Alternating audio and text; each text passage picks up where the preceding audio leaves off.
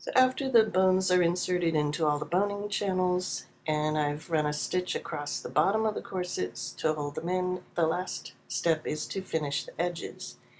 And I'm just using packaged bias tape. I happen to have some of this gold left over from another project that I thought was pretty.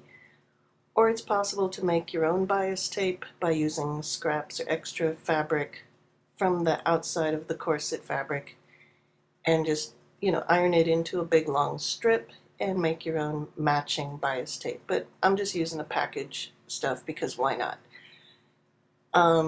Again, I use the binder clips to hold it right up close to the edge, and I'm stitching right there on the package's pre-made ironed fold and stitching very close to my bottom, like about a quarter or a little over a quarter-inch from the bottom of the corset itself. And since this isn't a seam that has any, stress or pulling on it, you can really get right down to the edge, and don't be afraid to trim away some of the extra.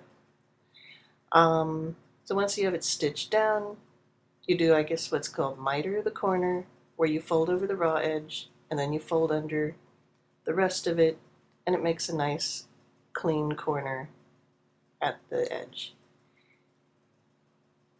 And you can just, don't be afraid, just trim away any of the extra hanging stuff that's at the bottom so you have a really smooth, clean, round edge at the bottom. You don't want any bulk that's going to be getting in the way.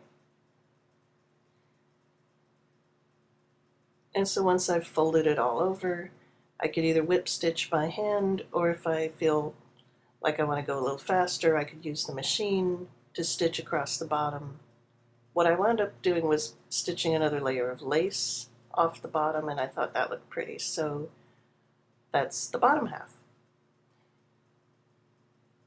And another thing that I've made mistakes on in previous corsets was that I want to be sure that the bias tape edge matches left and right exactly. I mean, if you're off by a little bit, a quarter-inch or a little off, it looks bad when you eventually put the corset on. So once I do one side, I make sure that when I pin the other side that I know exactly where to start that so that left and right matches up very nicely. And here's the finished product. I've got a little lace at the top and a little lace at the bottom, and I've put a hook clasp at the very top. It's laced up with the strings on the back through the grommets, and it hooks in the front, and there it is.